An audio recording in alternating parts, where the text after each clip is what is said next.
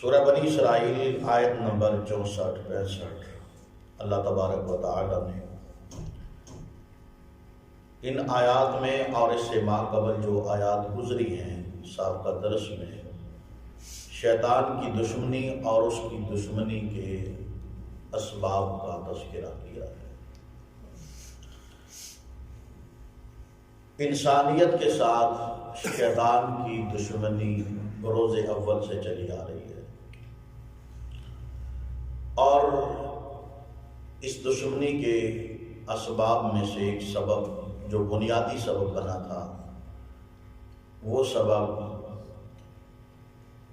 کہ جب اللہ نے حکم دیا آدم کے سامنے سجدہ کرنے کا تو اس نے سجدہ کرنے سے انکار کر دیا۔ اب اس کے بعد اللہ پاک نے اسے جنت سے نکالا، جنت سے محروم کر دیا۔ اب تا قیامت یہ ملعون جس کے اوپر لعنت ہے اور اللہ کی طرف سے پھٹکار ہے، بس وہی چیز تھی کہ جس کی بنا پہ یہ انسان کا سب سے بڑا دشمن بن گیا ہے، اور یہ وہ واحد دشمن ہے کہ جو انسان کی جان کا بھی دشمن ہے، مال کا بھی دشمن ہے، اولاد کا بھی دشمن ہے، اور سب سے بڑی بات کہ انسان ایک مسلمان کے ایمان کا دشمن ہے۔ کسی صورت میں یہ برداشت نہیں کر سکتا کہ کوئی ایمان قبول کرے، کوئی مسلمان ہو جائے، کوئی اللہ کی بات کو مانے، اللہ کے رسول صلی اللہ علیہ وسلم کی بات کو مانے۔ یہ چڑھتا ہے جب اللہ کے سامنے ایک بندہ عبادت کے لیے کھڑا ہوتا ہے، خصوصاً جب عبادت میں انسان اللہ کے سامنے جھک جاتا ہے، یا قرآن پاک کی تلاوت کرتے ہوئے سجدے کی آیات آتی ہیں، جب انسان ایک مسلمان ایک قاری قرآن پڑھتے ہوئے سجدے کی حالت میں جاتا ہے تو شیطان واویلا کرتا ہے، پیٹتا ہے اپنے آپ کو، روتا ہے، چیخیں مار کے اپنے تئیں خود اپنے آپ کو ملامت کرتا ہے کہ جس سجدے کی وجہ سے مجھے جنت سے محروم کر دیا گیا، آج ابن آدم وہی سجدہ کر کے جنت کا حقدار بن رہا ہے۔ اور ظاہر بات ہے اس کا رونا ہی بنتا ہے، اور یہ اس نے مہلت مانگ کے ہمیں تو پھنسایا ہے نا، ہمارے پیچھے تو جس طرح اس نے ہاتھ دھو کے وہ پڑا ہے، لیکن اس دنیا میں بھی اسے سکون نہیں ہے۔ قدم قدم پہ اس کے چہرے کے اوپر جو پھٹکار لعنت کی پڑتی ہے، ظاہر بات ہے ہر وقت زمین کا کوئی خطہ آپ دیکھ لیں، ایک تحقیق کے مطابق کوئی منٹ ایسا نہیں ہے، کوئی وقت ایسا نہیں ہے، کوئی ساتھ ایسی نہیں ہے کہ جس وقت دنیا کے اندر اللہ کا نام بلند نہ ہوتا ہو۔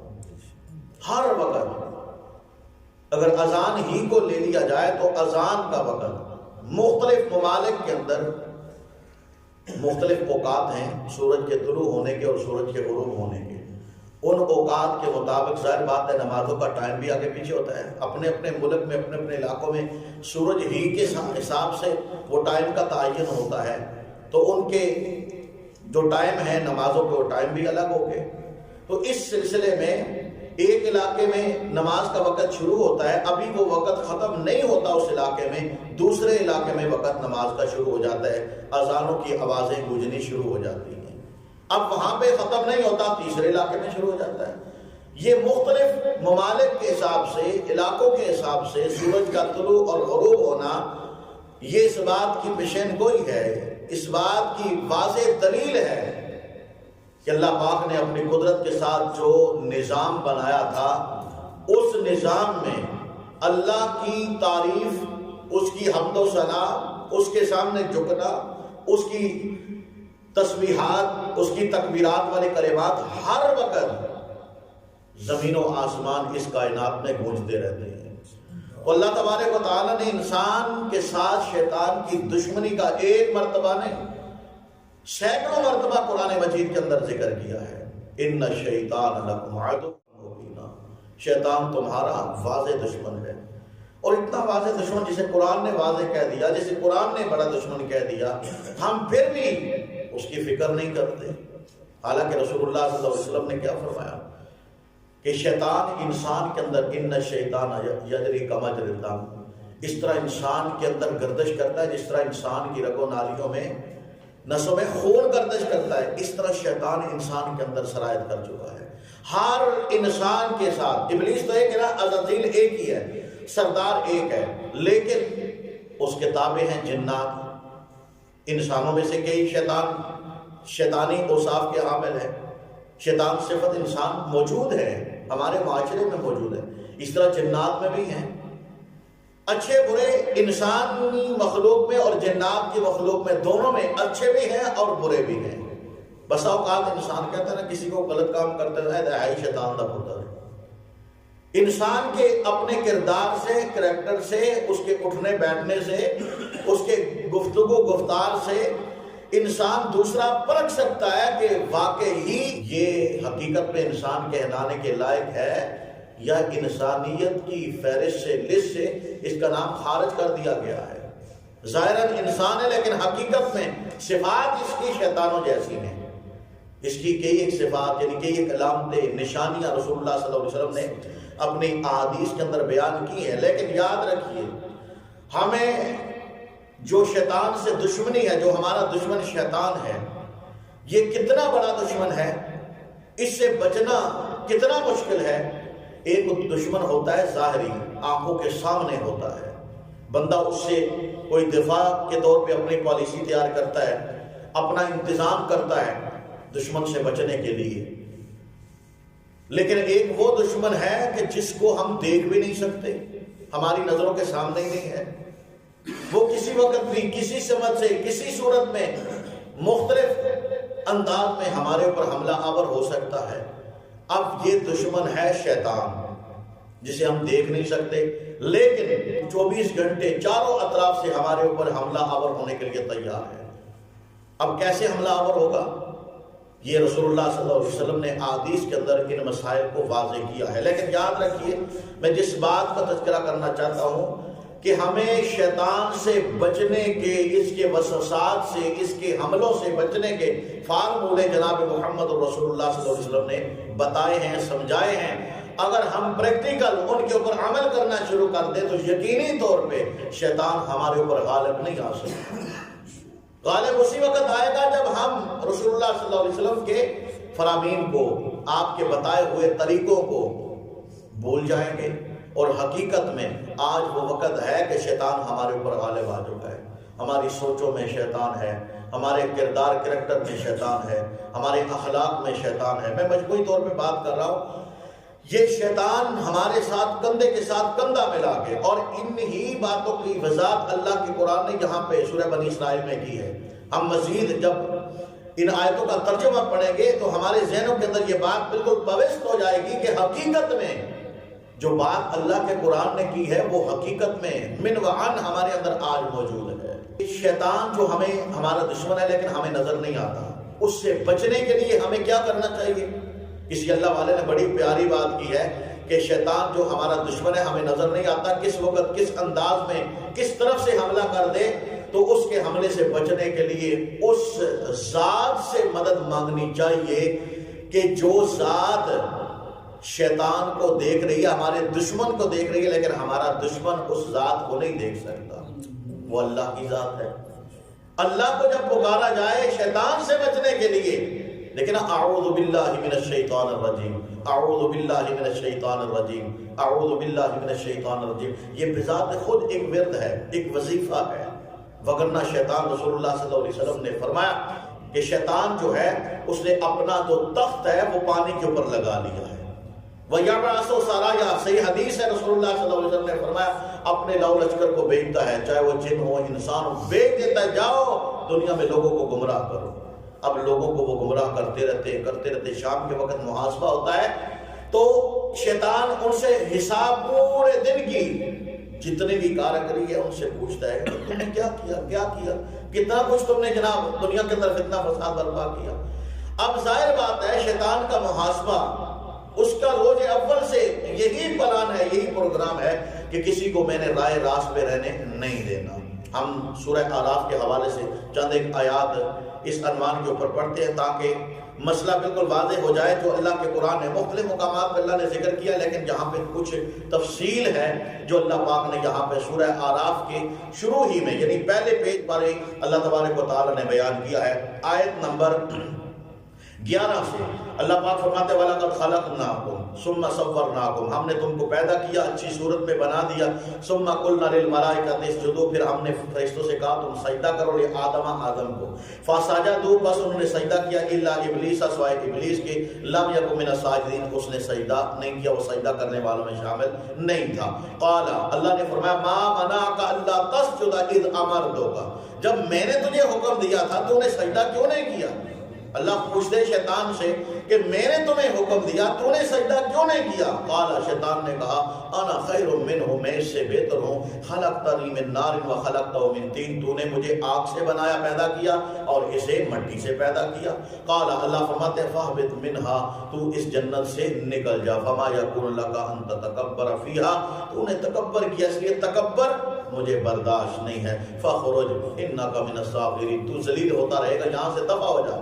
قال انظرنی الی یوم یبعثون، شیطان کہنے لگا لا، مجھے قیامت تک زندہ رہنے کی مہلت دی جائے. قال، اللہ نے فرمایا انک من المنظرین، بے شک تجھے مہلت دی جا چکی ہے، تو مہلت پانے والوں میں سے ہے، تجھے قیامت تک موت نہیں آئے گی. قال فبما اغویتنی لاقعدن لهم صراطک المستقیم، میں ہر سیدھے راستے پہ بیٹھ کے میں تیرے بندوں کو گمراہ کرتا رہوں گا. ثم لآتینہم من بین ایدیہم ومن خلفہم وعن ایمانہم وعن شمائلہم، اللہ فرماتے ہیں اس نے کہا کہ میں ان کے آگے سے، ان کے پیچھے سے، ان کے دائیں سے، ان کے بائیں سے، چاروں اطراف سے آ کر کے میں ان کو گمراہ کرتا رہوں گا. ولا تجد اکثرہم شاکرین، اللہ رب العالمین نے فرمایا کہ شیطان کہنے لگا اللہ تو دیکھے گا تیرے اکثر بندے ناشکرے ہی ہوں. آج وہی بات ہے، قدم قدم پہ ہماری ناشکری. قال خرج منہا مذموما مدحورا، اللہ فرماتے ہیں ذلیل و رسوا ہو جائے، تو نکل جائے جہاں سے.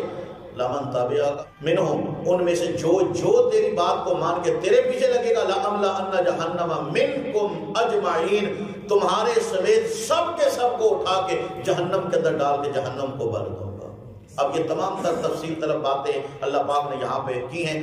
فرمایا پھر آدم علیہ السلام سے اللہ نے مخاطب ہو کے کہا آدم اسکن انت وزوجک جو کل جنت، آدم تو بھی اور تیری بیوی دونوں جنت کے اندر رہو. فکلا من حیث، یہ لمبا درمیان میں گیپ ہے کیونکہ آدم علیہ السلام رہے، پھر اس کے بعد اما جی حوا علیہ السلام کو اللہ پاک نے آدم علیہ السلام کی بائیں پسلی سے پیدا کیا. کرتے کرتے وقت خاصا گزر گیا. اللہ پاک نے یہاں پہ فرمایا فکلا من حیث شئتما، تم جنت کے ہر قسم کے پھل کھا سکتے ہو، لیکن یہ درخت ولا تقربا هذه الشجرة، اس درخت کے قریب نہیں جا سکتے. فتكون من الظالمین، اگر تم اس درخت کے پھل کو کھا لو گے تو تم اپنے آپ کے اوپر ظلم کرو گے، تم ظالموں میں سے ہو جاؤ گے. شیطان کو یہاں پہ اب اس نے چال چلی ہے، موقع مل گیا. فوسوس لهما الشیطان لیبدی لهما ما وري عنهما من سوآتهما، شیطان نے جناب آدم اور جناب اما حوا علیہ السلام کے دونوں کے ذہنوں کے اندر ایک وسوسہ پیدا کیا. اور وسوسہ کیا تھا؟ اس نے بات کیا کہی تھی؟ اس نے کہا قال ما نهاكما ربكما عن هذه الشجرة الا ان تكونا ملكين او تكونا من الخالدين، کہ آدم حوا تمہیں پتہ ہے اللہ نے تمہیں اس درخت کے پھل کھانے سے کیوں منع کیا؟ نہیں، ہمیں تو نہیں پتہ. اس وجہ سے منع کیا، دو وجہ اللہ کے قرآن نے یہاں پہ بیان کیا. ان تکونا ملکین، اگر تم یہ پھل کھا لو گے تو تم فرشتے بن جاؤ گے. یہ مسئلہ نور بشر کا حل ہو گیا کہ پھل کھا لو گے تو تم فرشتے بن جاؤ گے. پتہ یہ چلا کہ آدم علیہ السلام یہ خاکی مخلوق ہے، انسانوں میں سے ابو البشر ہیں، تو اس لیے فرشتہ بننے کے لیے اللہ نے تمہیں منع کیا ہے کہ اس درخت کا پھل نہیں کھانا، اگر کھا لو گے تو فرشتے بن جاؤ گے. او تکونا من الخالدین، یا پھر تمہیں کبھی پھر موت نہیں آئے گی. یہ ہمیشہ ہمیشہ کے لیے یہ پھل اس کا ہے، جو کھا لیتا ہے اسے کبھی موت نہیں آتی. یہ دو وسوسے انسان جناب آدم علیہ السلام کے ذہن کے اندر پھر شیطان نے ڈالے. اس کے بعد جناب آدم علیہ السلام جب پھل کھا لیا تو اس وقت یعنی جناب آدم اور اما حوا علیہ السلام کے جسم سے جنت کا لباس اتر گیا. اب تسلی دینے کے لیے یعنی کہ یہ دو وسوسے ڈالے، وقاسمہما انی لکما لمن الناصحین، وہ کہنے لگا کہ قسم اٹھا کے اللہ کی قسم، اللہ کی قسم، اللہ کی قسم، میں تمہارا خیر خواہ ہوں، اللہ نے تمہیں اسے واسطے منع کیتا ہے کہ پھل نہیں جے کھانا، نہیں تے فرشتے بن جاؤ گے یا تمہیں کدی موت نہیں آئے گی، تے اللہ کدی نہیں چاہے گا کہ بھائی کوئی میرے نال برابر دی زندگی پائے، اس واسطے اللہ نے تمہیں منع کیتا ہے، میں قسم چاک کے کہنا۔ اب دیکھیں اتنا مطمئن کیا، فَضَلَّهُمَا بِغُرُورٍ، مطمئن دھوکے کے ساتھ ان کو اس بات کے اوپر اکسا ابارا، فَلَمَّا ذَاقَ الشَّجَرَةَ، جب انہوں نے پھل کو کھا لیا، بَدَتْ لَهُمَا سَوْآتُهُمَا، تو آپ کی جناب آدم اور امّی حوا کے جسم کے اوپر جو لباس تھا، شرمگاہیں ننگی ہو گئیں، وَطَفِقَا يَخْصِفَانِ عَلَيْهِمَا مِنْ وَرَقِ الْجَنَّةِ، اب جنت کے درختوں کے پھل اتار اتار کے اپنی شرمگاہ کو چھپانے لگے۔ یہ تفصیل اللہ پاک نے یہاں پہ بیان کی ہے اس حوالے سے کہ شیطان اصل میں انسان کا دشمن کب سے بنا، اور یہاں پہ اللہ تبارک و تعالیٰ نے سورہ بنی اسرائیل کے حوالے سے اللہ رب العالمین نے یہاں پہ بیان کیا ہے کہ شیطان جب اللہ سے مہلت مانگتا ہے، مہلت مانگنے کے بعد اللہ پاک نے فرمایا کہ جاؤ جتنا ایڑی چوٹی کا زور لگا سکتے ہو لگا لو، تم نے کہا ہے میں تمہارے بندوں کو گمراہ کروں گا، وَاسْتَفْزِزْ مَنِ اسْتَطَعْتَ مِنْهُمْ بِصَوْتِكَ، اپنی آواز کا جادو دکھا کے جتنا مرضی کوشش کر لو، لوگوں کو پھسلا لو، لیکن یاد رکھو آج حقیقت میں آواز کے جادو ہیں، یہ بناؤ سنگار، یہ آواز، یہ گیت، یہ گانے، یہ نغمے، اس کے علاوہ موسیقی کے آلات، یہ تمام تر وہ چیزیں ہیں کہ جن کی وجہ سے شیطان انسان کے اوپر حملہ آور ہوتا ہے۔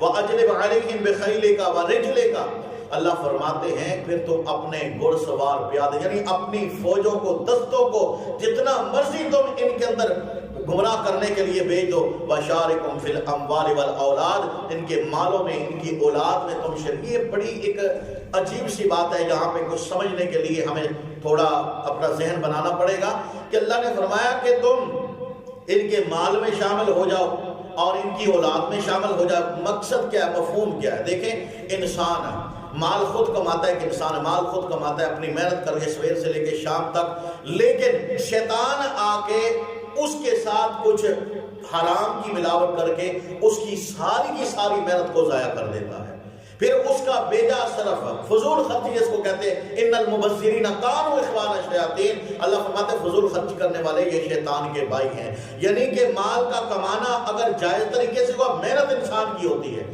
لیکن اس کے تصرف میں شیطان شامل ہو جاتا ہے، یا پھر مال کی کمائی ہی کے اندر حلال کا بھی طریقہ موجود ہے لیکن شیطان آ کے اسے حرام کی لالچ دیتے ہیں۔ کئی مواقع آپ کے ساتھ بھی ہوئے ہوں گے، میرے ساتھ بھی ہوئے ہیں کہ حلال کماتے کماتے شیطان انسان کے روپ میں آ جاتا ہے، یا کسی ذریعے میں انسان کے ذہن میں وسوسہ ڈال دیتا ہے، یار یہ کام کر لو تو تمہیں 2 گنا منافع ہو جائے گا، 4 گنا منافع تمہارا پرافٹ بڑھ جائے گی، تمہارا کیا جاتا ہے، لیکن وہ حرام کے زمرے میں شیطان کا بہکاوا ہوتا ہے۔ اس طرح اولاد کے حوالے سے اللہ تبارک و تعالیٰ نے فرمایا شیطان کو کھلی چھٹی ہے، جاؤ ان کی اولادوں میں تم شامل ہو جاؤ۔ اولاد محنت انسان کی ہوتی ہے، انسان خود اپنے تائی محنت کر کے اولاد پیدا ہوتی ہے۔ اس کے اندر بھی 2 چیزیں ہیں، یا تو شیطان اولاد جب پیدا ہو جاتی ہے انسان کی، جب پروان چڑھتی ہے تو اس کے اخلاق، کردار، کریکٹر، گفتگو، گفتار، اس کی مجلس، یعنی اس کی تربیت اس انداز میں ہوتی ہے گویا کہ شیطان اس کی تربیت کر رہا ہے، وہ آؤٹ آف کنٹرول ہو جاتا ہے۔ یا پھر دوسرے نمبر پہ آج ہماری عمریں ماشاءاللہ 30 سال، 40 سال، 50 سال، 60 سال کی عمریں ہو چکی ہیں۔ رسول اللہ صلی اللہ علیہ وسلم کا ایک فرمان جو شاید ہی ہم میں سے کسی کو یاد ہو، نبی علیہ السلام نے فرمایا، صحیح بخاری مسلم کی حدیث ہے، اللہ کے نبی نے فرمایا جب تم میں سے کوئی ایک اپنی بیوی کے پاس جائے تو یہ کلمات پڑھ لیا کرے۔ کون سے کلمات؟ اللہم جنبنا الشیطان وجنب الشیطان ما رزقتنا۔ نبی علیہ السلام نے فرمایا کہ اگر اس رات کی مباشرت کی وجہ سے اگر اس کی بیوی کو حمل ٹھہر گیا، یعنی اولاد اگر اس حمل کی وجہ سے پیدا ہوئی، تو فرمایا کہ اللہ پاک اس اولاد کو شیطان کے شر سے محفوظ فرما دے گا۔ ہم نے کتنی دعائیں پڑھی ہیں، خود سوچیں اپنے تائیں کہ ہم اس دعا کو کتنا ہم پڑھتے ہیں اور کتنا رسول اللہ صلی اللہ علیہ وسلم کی اس فرمان کے اوپر عمل کرتے ہیں. دعائے اللہم جنبنا الشیطان وجنب الشیطان ما رزقتنا، اپنی اولاد کو شیطان کے شر سے محفوظ رکھنے کے لیے یہ بہت بہترین دعا ہے. تو اللہ تبارک و تعالیٰ نے فرمایا اپنے گھڑ سوار، اپنے پیادے، اپنی فوجوں کو دوہرا، لوگوں کے اندر بالکل بیچ کے جتنا تو زور لگا سکتا ہے لگا لے. وشارکہم فی الاموال والاولاد، ان کے مالوں میں، ان کی اولادوں میں تو شریک ہو. وعدہم، مختلف وعدے دے یار، اے پرافٹ نفع، مختلف سکیمیں چلتی ہے نا، مختلف سکیمیں. کئی بندے سوال کرتے ہیں بھائی یہ طریقہ جائز ہے ناجائز ہے، حالانکہ وہ شیطانی وسوسات ہوتے ہیں. لوگوں کو 2 سے 4 کرنے کے لیے شیطان مختلف حربے استعمال کرتا ہے کہ ان کی پرافٹ ظاہری طور پہ دنیا کا لالچ دے کے، لیکن اصل میں وہ حرام مال ہوتا ہے. اللہ فرماتے ہیں وما یعدہم الشیطان الا غرورا، شیطان جب بھی کسی کو وعدہ دیتا ہے تو شیطان اپنے وعدے کا پاس رہنے کا دھوکہ کرتا ہے. کمثل الشیطان اذ قال للانسان اکفر فلما کفر قال انی بریء منک، شیطان وہاں تک لے کے جاتا ہے بس جب انسان کفر کر لے، گناہ کر لے، نافرمانی کر لے، ہاتھ کھڑے کر کے کہتا ہے بابا میرا تیرا رستہ جدا، بس میں نے تمہیں یہاں تک لانا تھا، اب تم نے اللہ کی نافرمانی کر دی ہے. جو روز اول سے اللہ سے میں نے وعدہ کیا تھا تیرے بندوں کو گمراہ کروں گا، بس میرا تیرا راستہ جدا جدا. فلما کفر قال انی بریء منک، میں تیرے معاملے سے بری ہو چکا ہوں. اللہ فرماتے ہیں جاؤ جتنا مرضی زور لگا لو، ان عبادی لیس لک علیہم سلطان، لیکن یاد رکھو میرے جو پیارے بندے ہوں گے ان کے اوپر تمہارا کوئی وار نہیں چل سکتا، میرے بندے میرے ہی رہیں گے. وَكَفَى بِرَبِّكَ وَكِيلًا، اے محمد صلی اللہ علیہ وسلم آپ کا رب آپ کو کارساز ہونے کے اعتبار سے کافی ہے. اللہ ہماری نصرت فرمائے، ہماری مدد فرمائے، شیطان کے ہر قسم کے شر سے، حملے سے اللہ ہم کو محفوظ فرمائے. وآخر دعوانا